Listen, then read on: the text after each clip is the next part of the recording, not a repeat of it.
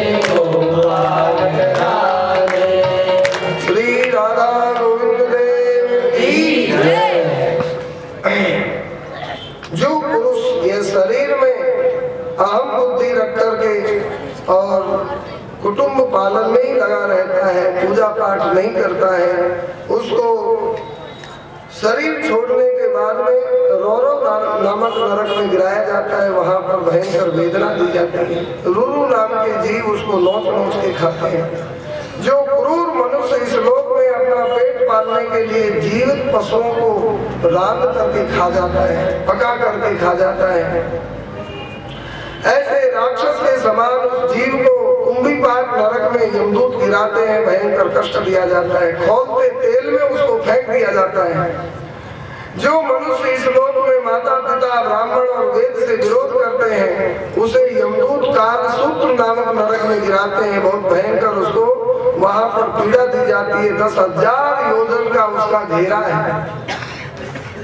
इसी तरह से जो मनुष्य इस लोक में किसी प्रकार की आपत्ति आए बिना और अपने वैदिक मार्ग को छोड़ करके सनातन धर्म हिंदू धर्म को छोड़ करके जो दूसरे धर्म को अपनाता है, उसको यमदूत पकड़ करके असिपत्र वन नामक नरक में गिराते हैं। क्यों रे नालायक, भगवान ने तुझको सनातन धर्म में जन्म दिया, हिंदू बनाया, और तू दूसरे धर्म का आश्रय लिया है, वहां पर तेरा कल्याण हो जाता, चल नरक में। और असिपत्र वन नामक नरक में उसको गिराते हैं। वहां के वन है वह नीचे से ही पत्ते निकले होते हैं, तलवार के समान पहली धार वाले, उसमें 700 कुत्ते सिंह के समान मुंह फाड़ के उसको खाने को दौड़ते हैं। भागता है, अंग कट कट करके गिर जाते हैं, गिर पड़ता है, कुत्ते नोच नोच के खाते हैं, पुनः शरीर मिल जाता है, फिर भागता है। इस तरह से दूसरे धर्म का आश्रय नहीं लेना चाहिए। सुखदेव जी महाराज कहते हैं, जो मनुष्य इस लोक में राजा या राज कर्मचारी होकर किसी निरपराध व्यक्ति को दंड देता है, अपराधी से रिश्वत लेकर उसको छोड़ देता है, उसको सूकर मुख नामक नरक में यमदूत गिराते हैं और उसके अंगों को बड़े बड़े मुद्गरों से कूटते हैं, कुचल देते हैं, और वह चिल्लाता है तो उसको शिक्षा देते हैं, बोलो रिश्वत लेने में क्या मजा आया था, तूने अपराधी को छोड़ दिया, निरपराध को दंड दिया, वह भी ऐसे ही चिल्ला रहा था, आज तेरे ऊपर कैसा और कष्ट आ रहा है। जो पुरुष इस लोक में खटमल, मक्खी और मच्छर आदि जीवों को मार करके और अपने सुख से रहना चाहता है, उसको अयपान नामक नरक में गिराया जाता है। वहाँ लोहा को गलाकर शीशा को उसको पिलाया जाता है और वह चिल्लाता है, जल जाता है, पुनः शरीर मिलता है। इस तरह से जो पुरुष इस लोक में पंच महायज्ञ किए बिना जो कुछ बन मिले उसको अपने ही खा लेता है, रसोई केवल अपने लिए बनाता है, बच्चे छोटे छोटे देखते हैं और बड़े लोग मीठा अपने खा लेते हैं, बच्चों को नहीं देते हैं, उनको यमदूत नरक में गिराना है। क्योंकि छोटे बच्चे भय के मारे बोलेंगे तो नहीं, तो बड़ों को माता पिता चाचा ताऊ इनको बच्चों को पहले मीठा देना चाहिए। अगर बच्चों को मीठा दे दिया, बच्चा प्रसन्न हो गया तो भगवान प्रसन्न हो गए, और बच्चों के सामने पहला दिए बिना पहले खाता है उसको यमदूत नरक में गिराते हैं। इसी तरह से जो मनुष्य इस लोक में चोरी या बरजोरी से ब्राह्मण के अथवा आपत्ति का समय न होने पर भी किसी दूसरे का धन और सोना चुराते हैं, उनको यमदूत संदष्ट नरक में गिराते हैं। इसी तरह से वहाँ बहुत तरह से कष्ट दिया जाता है। जो पुरुष इस लोक में पशु आदि सभी के साथ व्यभिचार करता है, मृत्यु के समय वज्र कंटक सालमली नरक में उस जीव को गिराया जाता है।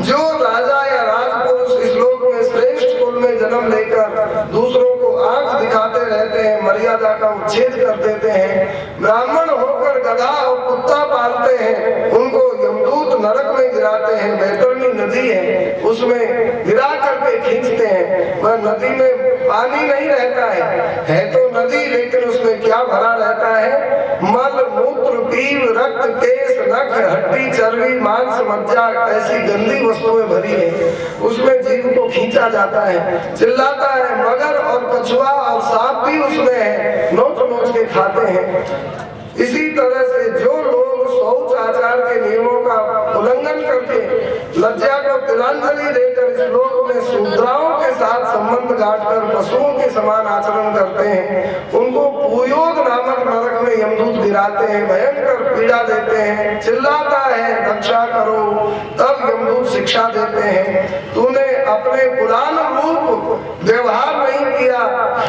शूद्राओं के साथ संबंध किया, इसलिए तुमको ऐसा ही दंड उचित है। जो पाखंडी लोग पाखंड पूर्ण यज्ञों में पशुओं की बलि देते हैं, भगवान शिव और हरि की आराधना छोड़ करके भूत प्रेत की आराधना करते हैं, उनको यमदूत और भयंकर नरक में डाल करके खूब कष्ट देते हैं। जो कोई चोर या राजा या राजपुरुष इस लोक व्यापारियों की टोली लूट लेते हैं, किसी का घर लूट लेते हैं, किसी का धंधा साफ कर देते हैं, उनको नरक में यमदूत गिराते हैं।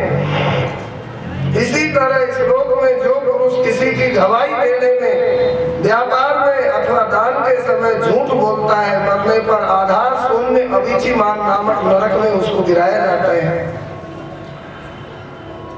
और जो पुरुष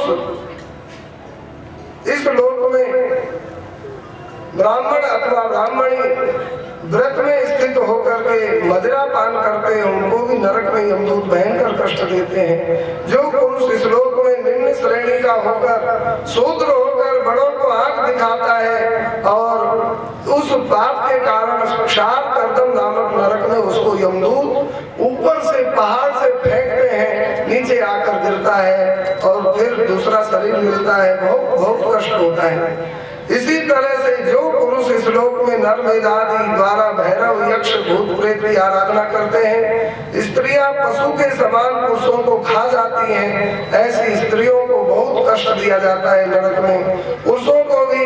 और इसी तरह कुल्हाड़ियों से काट काट करके कसाई की तरह यमदूत उनका लहू पीते हैं। जो कोई इस लोक में वन अथवा गांव के जीवों को और धोखा देकर फुसला करके और बुला लेते हैं, फिर उनको रस्सी से बांध करके खिलवाड़ करते हैं, उनको नरक में आधार शून्य क्रोध नामक नरक में गिराया जाता है। जो स्त्री पुरुष के साथ पर पुरुष के साथ और जो पुरुष पराई स्त्री के साथ व्यभिचार करते हैं, उनको नरक में स्त्री को सुंदर लोहे का पुरुष बनाकर उसको अग्नि में गर्म लाल करके उस स्त्री के चिपकाया जाता है। एक बार नहीं, हजारों वर्षों तक वह बारंबार चिपकाया जाता है, चिल्लाती है मर गई। और पुरुष के स्त्री और स्त्री को लोहे का पुरुष गर्म करके बहुत बार वह चिल्लाता है। जब तक काम वासना नष्ट नहीं हो जाती है तब तक यही क्रम रहता है। जो व्यक्ति यहाँ प्राणियों को अंधेरी खत्तियों में, कोठों में, गुफाओं में डाल देते हैं, यमदूत उनको ऐसी विषैली आग की गुफाओं में डालकर उनको घोटते हैं। जो इस व्यक्ति अपने को बड़ा धनवान मान करके अभिमान बस सबको टेढ़ी नजर से देखता है, सभी पर संदेह करता है, उसको यमदूत भयंकर नरक में डालकर उसको भयंकर कष्ट देते हैं। अपने घर आए मेहमान को जो टेढ़ी दृष्टि से देखता है कि अब इसके लिए चूल्हा जलाना पड़ेगा, उसका भी बड़ा भारी और दंड उसको दिया जाता है नरक में। हम किसी के यहाँ गए तो हमको रोटी मिली, हमारे यहाँ कोई आया तो हम आँख क्यों दिखाएंगे, हम भी उसका सम्मान करेंगे। यही सनातन धर्म है। शुद्ध्वा स्थूलम तथा सूक्ष्मम रूपम भगवतो यति स्थूले निर्जितमात्मानं शनैः सूक्ष्मं धियानयेदिति। भूद्वीप वर्ष सरिदद्र नभः समुद्र पाताल दिं नरक भागण लोक संस्था मया तव नृपाद्भुतमीश्वरस्य स्थूलं वपुः सकल जीवनिकाय धामः। मैंने यह पूरे ब्रह्मांड का वर्णन किया। सुखदेव जी कहते हैं राजन, मैंने भगवान के अलावा कुछ भी वर्णन नहीं किया। ये संपूर्ण ब्रह्मांड, नरक हो चाहे स्वर्ग हो, ब्रह्मलोक हो चाहे पाताल हो, ये भगवान का विराट शरीर है। मैंने भगवान का ही वर्णन किया है। आहा, स्वर्ग नरक अपवर्ग समाना, स्वर्ग नरक अपवर्ग समाना, स्वर्ग नरक अपवर्ग समाना, स्वर्ग नरक अपवर्ग समाना। जहाँ तक देख धरे धर्मवाला, जहाँ तक देख धरे धर्मवाला। जहाँ भक्त तो भगवान का ही दर्शन करते हैं। छठे स्कंद में सबसे पहले अजामिल का उपाख्यान। श्री परीक्षित जी ने पूछा, भगवान आपने बड़ी विचित्र कथा कही, जो पाप करेगा वह नरक में जाएगा ही कि बच भी सकता है। सुखदेव जी ने कहा, राजन तुम्हारा प्रश्न वैसा ही है। कैसा? कोई जहर खा लिया तो मरेगा कि बच भी सकता है? जहर खा लिया तो मरेगा ही। कहा नहीं नहीं, कोई बचना चाहे तो क्या बच भी सकता है? कहा हाँ बच भी सकता है। कहा तो बचना कौन नहीं चाहेगा? कहा चाहने से ही नहीं होगा, क्या करना पड़ेगा? कहा मान लीजिए किसी ने धोखे से भोजन में जहर मिला दिया और हमको निमंत्रित कर दिया और हम 2 ग्लास भोजन जहर मिला खा लिए, पता नहीं था और अब पता चल गया तो मरेगा, लेकिन बचना चाहे तो करने पड़ेंगे। क्या? अब पता चल गया कि भोजन में जहर है तो अब मैं नहीं खाऊंगा, ऐसी प्रतिज्ञा करेगा।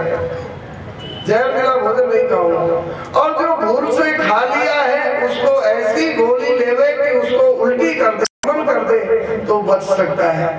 ऐसे ही पाप पता नहीं था नरक में ले जाने वाला है, लेकिन अब पता चल गया कि ये कर्म पाप है, इसका परिणाम नरक है, तो प्रतिज्ञा करे कि अब ऐसा पाप नहीं करूंगा। एक बात। और दूसरी बात, जो पाप कर चुका है उसका प्रायश्चित करे ताकि वह किया हुआ भी साफ हो जाए। नरक का क्या काम है? भगवान की गोद में बैठेगा। प्रायश्चित क्या कैसे किया जाता है? सुखदेव जी महाराज ने 3 तरह बताए, कर्म कांड का, ज्ञान कांड का और उपासना कांड का। सबसे बढ़िया भगवान का मैं हूँ और भगवान मेरे हैं, यही प्रायश्चित सबसे दिव्य है। महाराज क्या ऐसा सोचकर कोई उद्धार हो गया है कि किसी महापापी का? कहा कि राजन कान में पूजे कश्चित दासी पति रजामिला नामना नष्ट सदाचारो दास्या संसर्ग दूषित।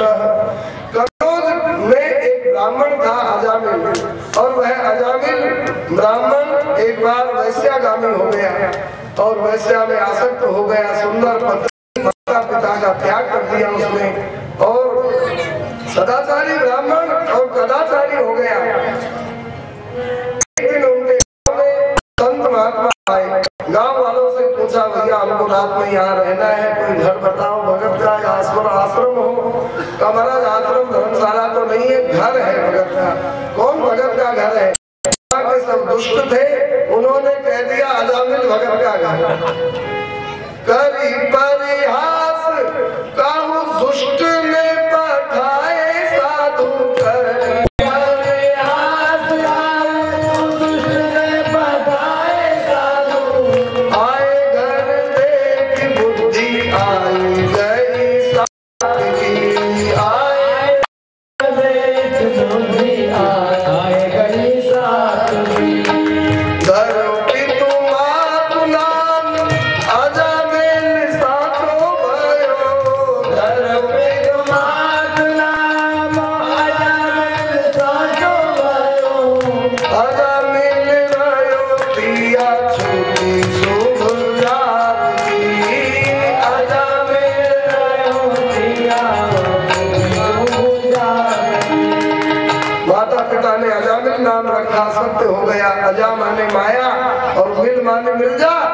अजामिल, माता पिता की गलती, बेचारा अजामिल मिल गए। संत महात्मा भगत अजामिल के घर पहुंचे और पुकारने लगे, ओ अजामिल भगत, अजामिल भगत। अजामिल भगत तो नहीं था, कहाँ गया था? हमारे महाराज जी कहते हैं देसी ठेका पर गया था, देसी ठेका, अपे पीने गया था। वहां अजामिल की पत्नी वैश्या थी, वैश्या निकल के बाहर आई, हंस से निहारे साधु। निर्मल संतों का दर्शन करते ही उसकी तमोगुणी बुद्धि नष्ट हो गई और बुद्धि आई गई सात्विकी, उसकी बुद्धि सात्विकी हो गई। उन्होंने कहा, महात्मा जी किसको बोल रहे हो? कहा कि माता राम। महात्मा माता बोल दी है, अब वह शुद्ध नहीं होगी तो क्या होगा? माता राम, ये अजामिल भगत का घर है क्या? वैश्या ने सोचा किसी दुष्ट ने बहका दिया निर्मल संतों को। वैश्या ने सोचा किसी ने बहकाया, पर मैं धोखे में नहीं रहने दूंगी। वैश्या जो जगत को धोखा देने वाली, आज संतों का दर्शन करके देखो कितनी दिव्य बुद्धि हो गई। उसने कहा, महाराज अजामिल का घर तो यही है, अजामिल भगत का नहीं, अजामिल पतित का घर है। संतों ने सोचा भगत भी तो अपने को भगत कहा कहते हैं, वो भी तो पतित ही कहते हैं। उसी भाषा में बोल रही होगी, सूरदास जी की भाषा का, मौसम कौन कुटिल खल कामी, प्रभु हो सब पतितन में नामी। तो वही भाषा। महात्माओं ने कहा, माता जी अब जो भी है हम आ गए, अब रात में यहीं रहेंगे। और कहाँ है भगत जी? पतित जी कहाँ है? पतित जी गए हैं देसी ठेका पर, दो चार मृग मार के ला रहे होंगे, पाँव लड़खड़ाते होंगे और झूमते झूम बराबर झूम सरा आ रहे होंगे। तो कहा कि अच्छा अब माता जी हम कहाँ आसन लगावे? कहा कि घर में आसन लगाने लायक तो स्थान नहीं है, परंतु वो पेड़ के नीचे चौका पड़ा है घर, तो वहाँ आसन लगाए और घर की सफाई करने लगी। निर्मल बुद्धि हो गई, संत मेरे द्वार पधारे, मैं धन्य हो गई। अब कहीं कौवा लुढ़का है, कहीं मुर्गे की टांग पड़ी है, कहीं पंख पड़ा है पक्षी का, घर तो बेकार है, संतों के बैठने लायक नहीं। सफाई करने लगी, अचानक याद आई कि है ये सफाई तो बाद में भी हो जाएगी, कहीं वे लड़खड़ाते कदम आएंगे और संतों के ऊपर टूट पड़े अथवा गाली देने लग गए, तब तो उनको संभालना चाहिए। दौड़ कर गई और अजामिल आ रहा था, दो चार मृग कंधे पर लाद करके, आज बढ़िया भोजन बनेगा। ब्राह्मण का कितना पतन हो गया। वैश्या ने उस मृगों को फेंकवाया, फेंको इनको। क्यों देवी, आज तो बढ़िया भोजन बनेगा। अरे भोजन अब तक ये किया, अब हमारा भोजन ये नहीं है। फेंको, फेंकवाया, नए कपड़ा पहनाए, धुले कपड़ा, और कहा कि देखो जी संत आए हैं घर पर। संत आए हैं? कहा संत कैसे है सर? कब आए? कहा कि अभी आए। कहा कि छोड़ दिया कि लूट लिया? अरे कहा बदमाशी बोलता है, मारे चप्पल, शराब चप्पल जूता मांगती और पिटाई करने लगी, बड़ा पर चप्पल। वो होश आया, देवी क्यों पीटती हो? कहा संत आए हैं, संत आए हैं, छोड़ दिया कि छीन लिया? फिर चप्पल। अब क्यों मारती हो? का संत आए हैं। का बाल भोग किया कि अभी ऐसे ही बैठे हैं? बुद्धि अब थोड़ी सुधरी है। कहा कि बाल भोग हमारे यहाँ कर नहीं सकते हैं। कहा तो फिर चलो दर्शन करेंगे। कहा सुनो दर्शन करना, लेकिन सुनो संतों से क्या कहोगे? कहा क्या कहूंगा, जो सिखाएगी वही कहूंगा। कहा कहना कि महाराज मैं बड़ा भारी पापी हूँ, महाराज मेरा उद्धार करो। आज यदि दीन होकर संतों का चरण पकड़ ले तो हमारा उद्धार हो जाएगा, नहीं तो हमारे पाप का कोई अंत नहीं है। अजामिल ने कहा कह दूंगा। क्या कह दोगे? क्योंकि न जाने वहाँ कौन सा स्विच दब जाए, वहाँ न जाने कौन सी झट पकड़ ले, तो यहीं से ही पूर्वाभ्यास होना चाहिए। तो कहा क्या कहोगे? कहा तू जो कह रही है वही कह दूंगा। मैं क्या कह रही हूँ? कहा तू कह रही है ना महाराज आप बड़े पापी हो, आपका उद्धार कैसे हो? अब फिर चप्पल मारने लगे। प्रकाश बोलता है संत पापी नहीं है, तुम पापी हो। अरे क्यों, आप क्यों मारती है? कहा कि उल्टा बोलते हो, सीधा बोलो। सीधा क्या है? कहा बोलना मैं बड़ा पापी हूँ, मेरा उद्धार कैसे होगा? अच्छा हमसे गलती हो गई। अच्छा ऐसे ही बोल दूंगा। अभी बोलो। और वहीं से ही रचाती हुई लाई संतों के चरणों में डाल दी। महाराज देखो यही अजामिल है, पतित है कि भगत है, देख लो। उसके मुंह से दुर्गंध आ रही थी, संत समझ गई है पतित है। अजामिल क्या हाल है, हमारे मुख से भगत निकल गया, अब ये भगत ही होकर के रहेगा, पतित नहीं रहेगा। संतों ने कहा अजामिल तेरे से भी बड़े बड़े पापी राम नाम से कर गए, तू राम नाम बोल। कहा महाराज नहीं बोल सकता हूँ। कहा क्यों? कहा मैं जूनियर पापी थोड़ी हूँ, मैं सीनियर पापी हूँ, मैं भजन नहीं कर सकता हूँ। संतों ने कहा ऐसी कुनैन देंगे, सब भजन नहीं करेगा तब भी भजन होगा। कहा महाराज ऐसी गोली की जरूरत है। संतों ने पूछा कि तेरे बच्चे कितने हैं? कहा कि 9 बच्चे बाहर खेल रहे हैं, एक बच्चा पत्नी के पेट में है। इनके नाम क्या है? कहा इनके नाम तो बड़े अच्छे अच्छे हैं, फैशन के नाम, न्यू नेम, फैशन के नाम क्या है? कहा कि घसीटा, चिरकुट, पप्पू, पिंकी, पिंकी, लड्डू, चड्डी, चड्डी और कजोड़ मल, धूड़ मल, घसीटा, ऐसे ऐसे नाम।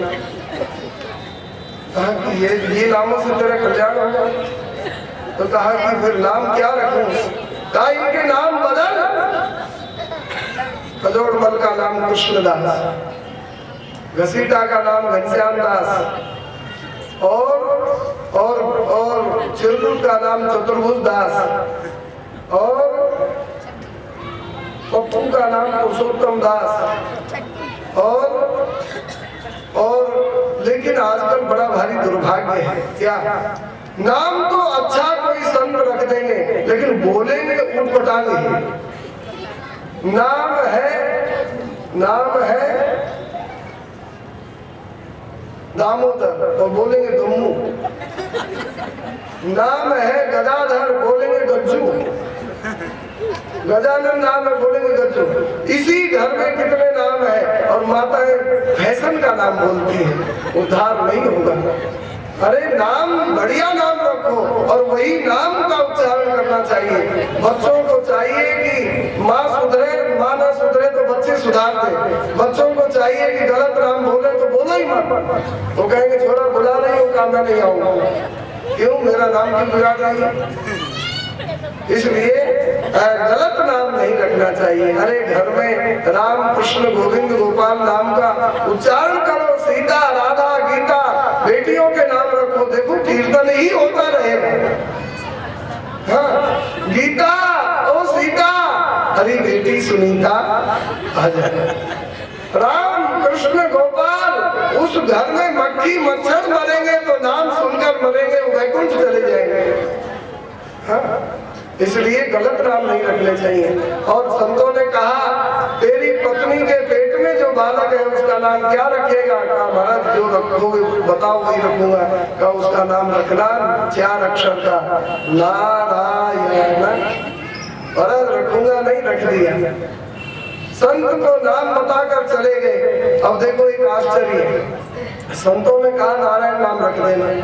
अब कोई कहे कि महाराज इसके पत्नी के पेट में छोरी होगी तो तुमने बिना ही देखे नाम रख दिया, छोरी होगी तो नारायण नाम कैसे होगा?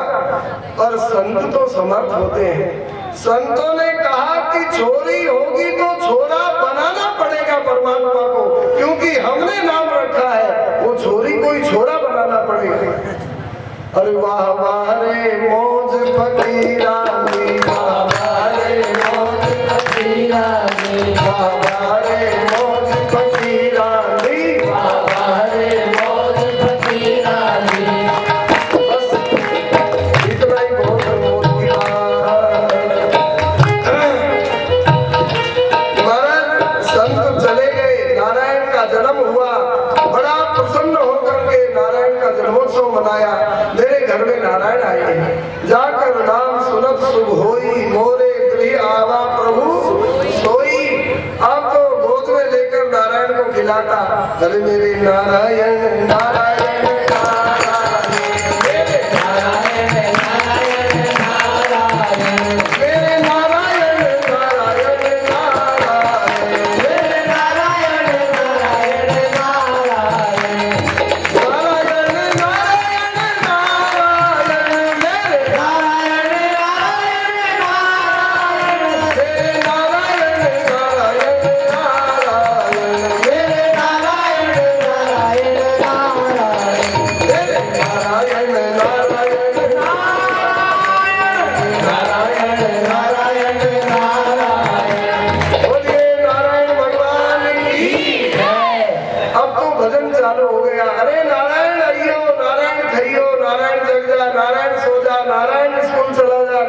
उठा ले नारायण सो जा।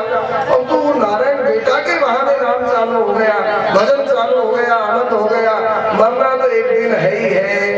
आई गयो काल मोह जाल में लपटी रहो, आई गयो काल मोह जाल में लपटी रहो। महाविकराल यमदूत सो दिखाइए, महाविकराल यमदूत सो दिखाइए, महाविकराल यमदूत सो दिखाइए, महाविकराल यमदूत सो दिखाइए। वही सुत नारायण नाम जो कृपा के दियो, वही सुत नारायण नाम जो कृपा के दियो। दियो तो पुकार सुर आरत उतारिए, दियो तो पुकार सुर आरत उतारिए।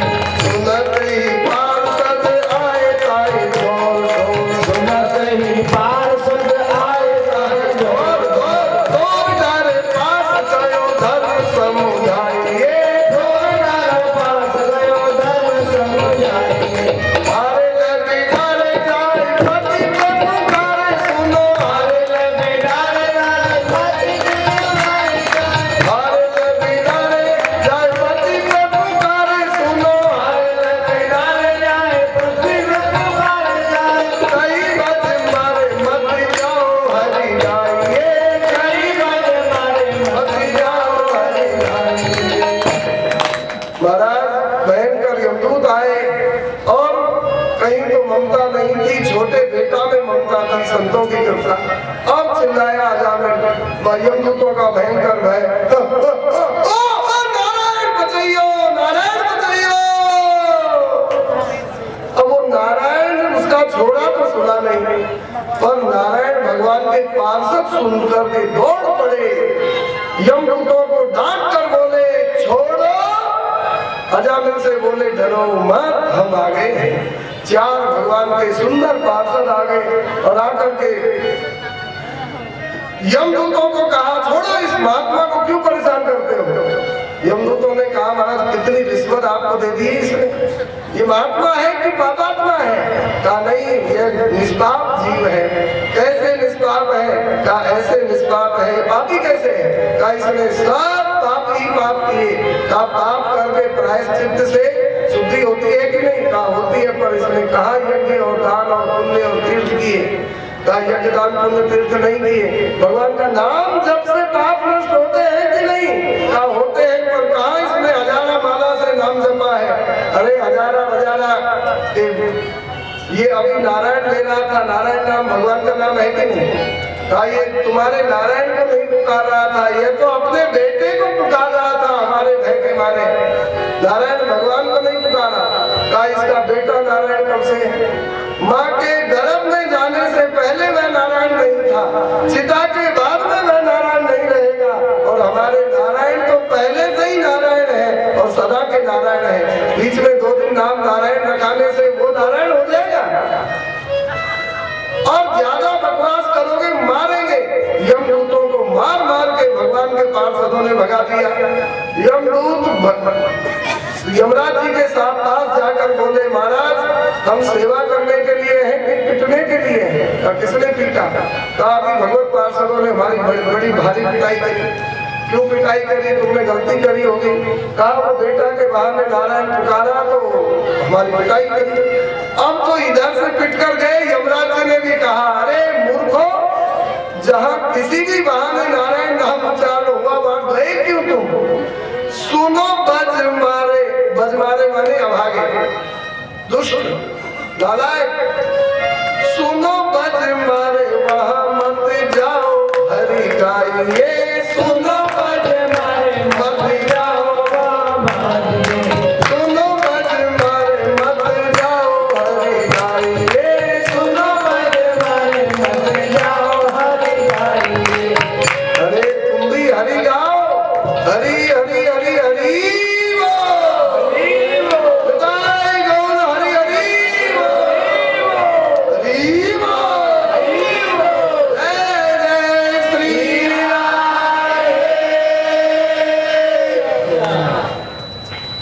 भगवान यमराज जी ने बड़ी भारी नाम की महिमा कही है। इसके आगे दक्ष पुत्रों 11,000 पुत्रों को नारद जी ने बाबा जी बना दिया। अजामिल हरिद्वार में जाकर गंगा जल पी करके नारायण नाम का उच्चारण किया और नाम की महिमा से विमान में बैठकर भगवान के धाम गया है। भागवत जी ने लिखा है, दक्ष पुत्रों को नारद जी ने महात्मा बना दिया। दक्ष ने नारद जी को साथ दे दिया, ज्यादा घूमते ही रहोगे। दक्ष प्रजापति की कन्याओं के वंश का वर्णन किया है। एक बार देवताओं ने देवगुरु बृहस्पति जी का अपमान कर दिया। दैत्यों ने देवताओं के ऊपर चढ़ाई करी, देवता स्वर्ग से रहित हो गए। ब्रह्मा जी से कहा, पितामह रक्षा करो। कहा, तुमने गुरु का अपमान किया है, गुरु द्रोही को कोई नहीं बचा सकता है, गुरु को प्रसन्न करो तब कल्याण होगा। कहा, गुरु जी तो मिलते ही नहीं है। कहा, तो गुरु कैसे प्रसन्न होंगे, इसके लिए गुरु बनाओ।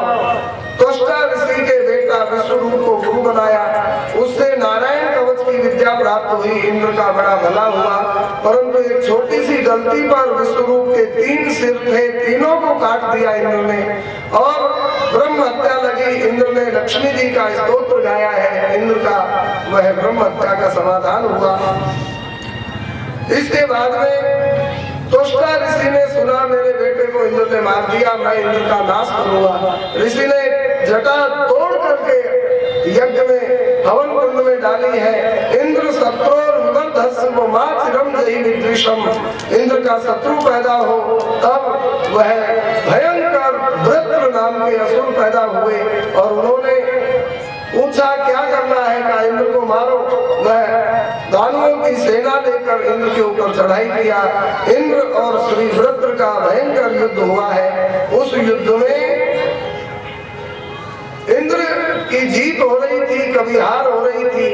एक बार इंद्र ने वज्र दधीचि के हड्डियों का वज्र बना हुआ था, 3 अस्त्र बने।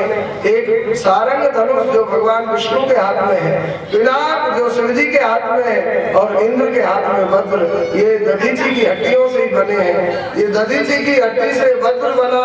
इंद्र इससे बड़ा प्रभावशाली हो गया। श्री वृत्र के ऊपर प्रहार करना चाहता था। उसी समय वृत्र आक्रमण किया इंद्र के ऊपर। इंद्र घबरा गया और इंद्र हाथी से नीचे गिर पड़ा। वृत्र समझता है कि इंद्र इस समय असावधान है, धर्म युद्ध का नियम नहीं है। इंद्र को कहा, सावधान हो जाओ, फिर मैं तुमको मारूंगा और मैं जानता हूँ कि तुम्हारी विजय होगी, क्योंकि तुम्हारी तरफ भगवान है। इतने में भगवान आकाश में प्रकट होकर बोले, हे श्री वृत्र, यह इंद्र ने हमको खरीद नहीं लिया है, हम तो भक्तों की ओर रहते हैं, हम तुम्हारी भी ओर हैं। श्री वृत्र भगवान की स्तुति किए हैं। 4 श्लोक बड़े सुंदर हैं। भागवत में वृत्र के 4 श्लोक ही भागवत का प्रमाण है। श्री श्रीधर जी के अनुसार, अहम हरे तव पादैक मूल दासानुदासो भवितास्मि भूयः मनः स्मरेता सुपतेर गुणास्ते गणित वाक्कर्म करोतु कायः। श्री वृत्र ने कहा, ननाक पृष्ठम न च पारमेष्ठ्यम न सार्वभौमम न रसाधिपत्यम न योग सिद्धि न पुनर्भवम वा समंजसत्वा विरहीय काक्षे अजात पक्षा एव मातरम खगास्तन्यम यथा वत्स तराक्षुधारता प्रियम प्रियेव विशतम विषन्ना मनोर विंदाक्ष दिदृक्षते त्वाम। हे प्रभो, मनोत्तम श्लोक जनेषु सख्यम संसार चक्रे भ्रमतस्व कर्म भी तुम मायात्मात्मजदार गेहम स्वासक्त चित्तस्य ननाथ भूया। इस स्तुति के बड़े सुंदर सुंदर भाव हैं। श्री भगवान ने प्रसन्न होकर के श्री वृत्र को कहा, तुम मेरे हो, मैं तुम्हारा हूँ। श्री इंद्र और वृत्र का पुनः युद्ध हुआ। इंद्र ने वज्र से और वृत्र का वह दायां हाथ काट दिया। बाएं हाथ में परिघ लेकर के मारने को दौड़े, बायां हाथ भी काट दिया। वृत्र भयंकर मुंह फाड़ करके इंद्र को हाथी के सहित खा गए। पेट में जाकर के वृत्र मरे नहीं, क्योंकि इंद्र मरे नहीं, क्योंकि नारायण कवच का इनको ज्ञान प्राप्त है। श्री इंद्र वृत्र का पेट काटते चीरते बाहर आ गए। इस कार्य में इनको 6 महीने का समय लग गया। बाहर आकर पुनः युद्ध हुआ। वृत्र फिर खाने को दौड़े, दौड़े, इंद्र ने गला ही काट दिया। वृत्र के शरीर से दिव्य आत्म ज्योति निकली है और अलोकम संपद्यत भगवान श्री हरि के धाम में चले गए। वृत्र भगवान की गोद में बैठे और इंद्र जीतकर इंद्र की गद्दी पर बैठे। आपसे पूछा जाएगा कौन जीता कौन हारा, बताओ। वृत्र का गला कट गया, वृत्र मर गए और इंद्र जीत गए। तो जीत किसकी हुई? इंद्र भगवान की। इंद्र जीत हुई तो इंद्र को मिला क्या? इंद्र को स्वर्ग की गद्दी मिली। जो इंद्र का समय पूरा होने के बाद में इंद्र को यही चींटा चैंटी बनना पड़ेगा। और वृत्र मर करके भी उस स्थान में चले गए जहाँ से फिर गिरना नहीं होगा, अर्थात भगवान के धाम चले गए। जीता और कौन और हारा कौन? का इंद्र जीत करके भी हार गए और वृत्र मर के भी अमर हो गए। बोलिए भक्तवत्सल भगवान की जय। इसके बाद में बड़ी सुंदर और कथा है। श्री राजा परीक्षित जी ने पूछा, भगवान आपने बड़ी विचित्र बात कह दी, यह असुर होकर के भी भक्त कैसे था वृत्र, इसकी बात सुनाओ। तो कहा राजन ये पूर्व जन्म में चित्रकेतु नाम का राजा था और ये सूरसेन मंडल का राजा था। इनके कोई बेटा नहीं था। बेटा के लोग में ब्याह करने लगा तो 1 करोड़ ब्याह कर लिए इन्होंने। 1 करोड़ ब्याह के बाद में भी बेटा नहीं हुआ। बड़ा परेशान रहता था चित्रकेतु। एक बार अंगिरा ऋषि उधर से निकले, चरणों में प्रणाम करके पुत्र की याचना की है। अंगिरा ने समझाया, राजन क्यों बेटा चाहते हो? का सुख देगा, सदगति देगा। कहा कि सुख सदगति बेटा नहीं देता है। हमारा क्या देता है? का दुख भी देता है। का देखा देगा तब देखी जाएगी, अभी बेटा तो दे। देखो दुख देगा, फिर नहीं कहना कि ये ऐसा क्यों। कहा कि देगा तो भोग लेंगे, पर बेटा दे। एक फल दे दिया। अंगिरा जी ने कहा रानी को खिला देना, बेटा हो जाएगा। अब रानी है 1 करोड़ और फल है दे। और कौन रानी को खिलावे? बड़ी बड़ी रानी का नाम कृतज्ञति था, उसको फल खिला दिया। जिसने फल खाया उसको गर्भ रहा और समय पाकर 9 महीना के बाद में बड़ा सुंदर योग बालक हुआ। बालक का जन्मोत्सव मनाया गया धूमधाम से, ढोल बाजे बजे। परंतु बालक बड़ा सुंदर, बड़ा दिव्य, बुद्धिमान 1 साल का बालक हुआ। दूसरी साल जन्मोत्सव वर्षगांठ मनाई गई और अब तो अन्य रानियों ने सोचा कि ये बेटा है कि शत्रु है। क्यों? पहले तो राजा हमारे महल में भी आते थे, पर अब ये जब से बेटा हुआ है अब राजा को हमारी तरफ आने की फुर्सत ही नहीं है। बेटा कोई खिलाता रहता है, अब ये बेटा को हम रहने नहीं देंगे। अब अगली साल जब वर्षगांठ मनाई तो सारी रानियां उस रानी के महल में आई, पुत्रवती के महल में। अब उनने दासियों को सिखा दिया और बालक को खूब लाड़ दुलार किया दिन भर। बालक की वर्षगांठ है, हमारे कुल का दीपक है और क्या क्या सब। और शाम को दूध के साथ जहर पिला दिया।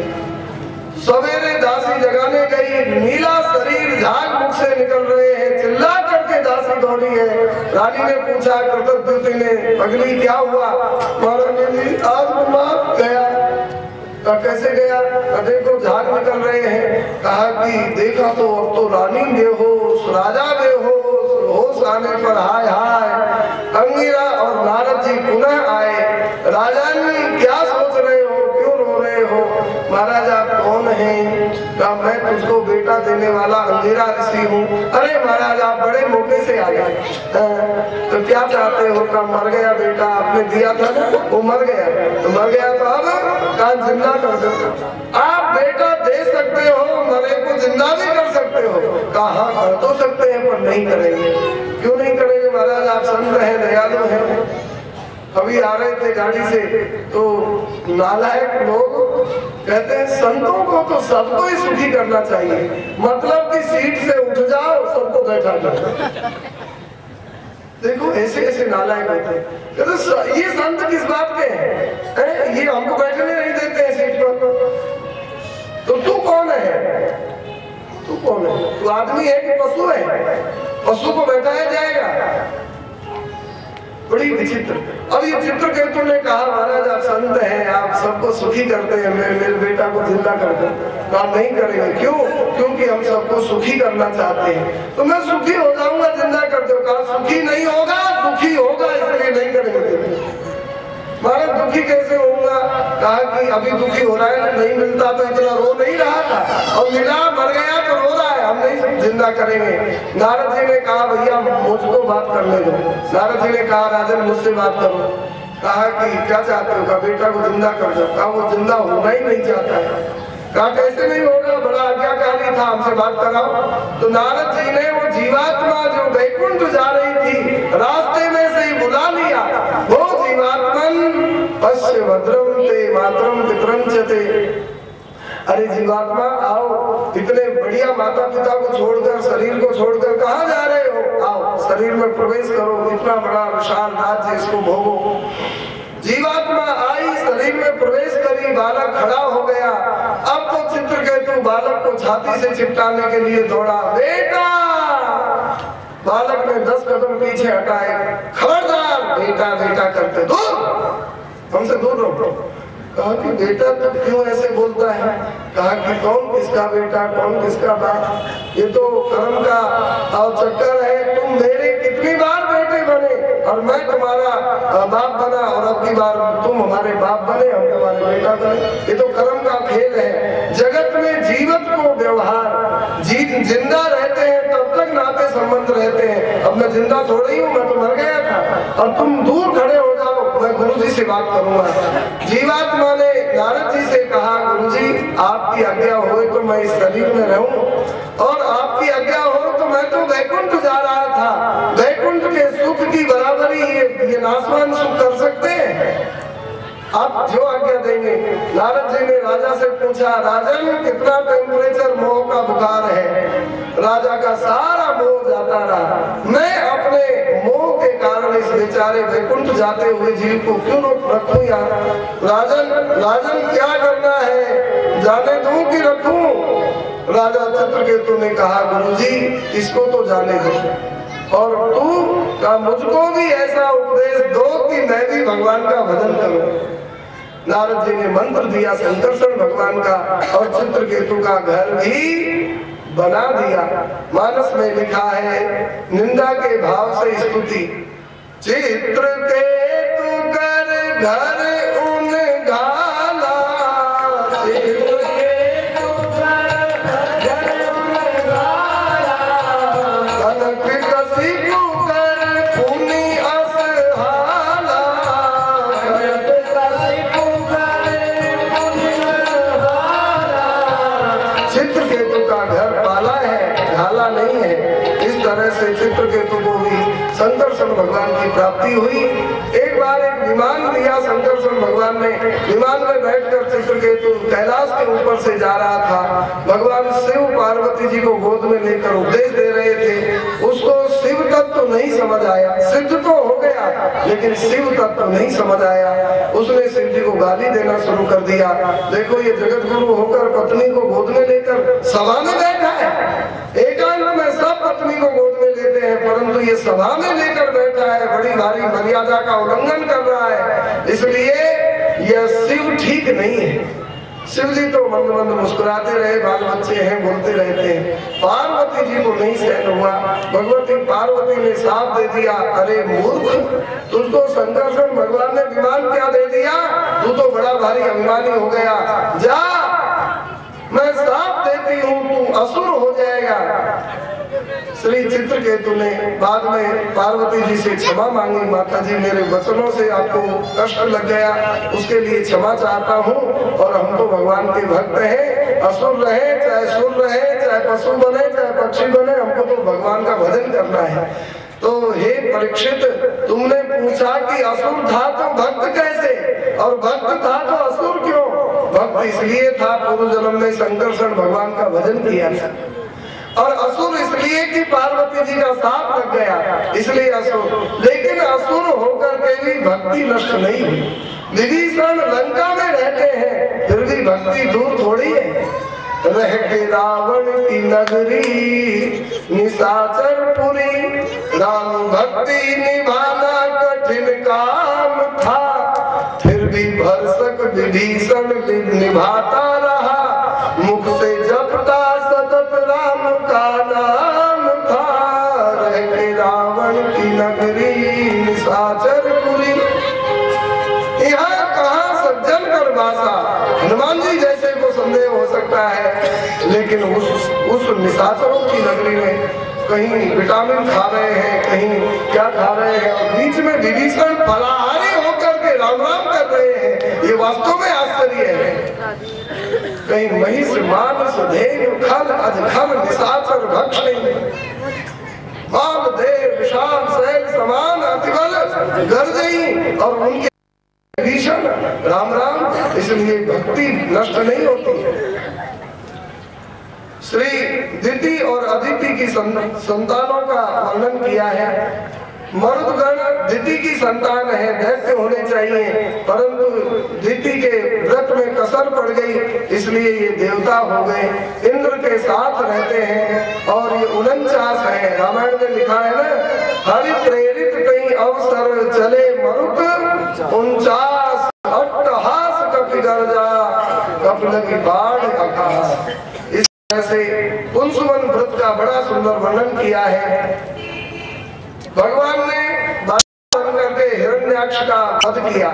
हिरण्याक्ष के मरने की पत्नी और बच्चे और माँ ये सब गई हिरण्यकशिपु के पास और वहाँ आकर रोने लगी। हिरण्याक्ष की पत्नी ने कहा, तुम्हारे भाई को विष्णु ने सुअर बनकर के मारा, बदला लोगे? हिरण्यकशिपु ने कहा, हे बहू, बच्चों, हे माता, आप लोग शांत हो जाओ, मैं भाई के बैरी विष्णु से बदला लूंगा। मेरा भाई खून का बड़ा प्यासा रहता था, मैं विष्णु को मारूंगा, विष्णु के खून से अपने भाई को तर्पण करूंगा, जिससे आत्म शांति मिलेगी। इसमें मंत्रिमंडल बैठा करके पूछा, भाई विष्णु से कैसे बदला लिया जाए? मंत्रियों ने कहा, ब्रह्मा विष्णु महेश तीनों एक टक्कर पहलवान है, एक की तपस्या करके वरदान प्राप्त करें और उस शक्ति विष्णु के ऊपर आक्रमण करें। इसमें कहा, सबसे पहले प्रसन्न होने वाला कौन देवता है तीनों में? कहा, ब्रह्मा जी हैं। द्रोणगिरी पर मंदराचल पर जाकर के और तपस्या करने लगा। नवो दृष्टि पांव के अंगूठे पर खड़ा होकर ऊंची भुजा उठाकर सूर्य की ओर देखता हुआ भयंकर तप करने लगा। मर गया पर शरीर था, जिंदा ही था। इंद्र ने सोचा कि इनके राजधानी पर आक्रमण करना चाहिए। आक्रमण किया, दैत्यों को मारा, भगा दिया। इनकी महारानी कयाधु को पकड़ के इंद्र ले जा रहा था। रास्ते में कयाधु चिल्लाई, अरे बचाओ, इंद्र छल से हमको ले जा रहा है। देखो, इंद्र की भाभी है कयाधु, इंद्र का बड़ा भाई है हिरण्यकशिपु। जो कश्यप जी की संतान इंद्र है, वही कश्यप की संतान ये हिरण्यकशिपु है। परंतु भाभी के साथ कैसा दुर्व्यवहार कर रहा है इंद्र। पकड़ के ले जा, गर्भवती को पकड़ के ले जा रहा है। आकाश में चिल्लाई, नारद जी महाराज आए, इंद्र को डांटा, क्यों रे नीच, इंद्र होकर शर्म नहीं लगती है? ये भाभी पूजा के समान है, पूज्य भाभी को इस तरह से कष्ट देता है। इंद्र ने कहा, गुरुजी, ये भाभी, ये कयाधु के साथ मेरा कोई दुर्भाव नहीं है, तो क्यों ले जा रहा है? कहा, इसके गर्भ में बेटा मेरे शत्रु का अंश है, मैं उस बालक को मारूं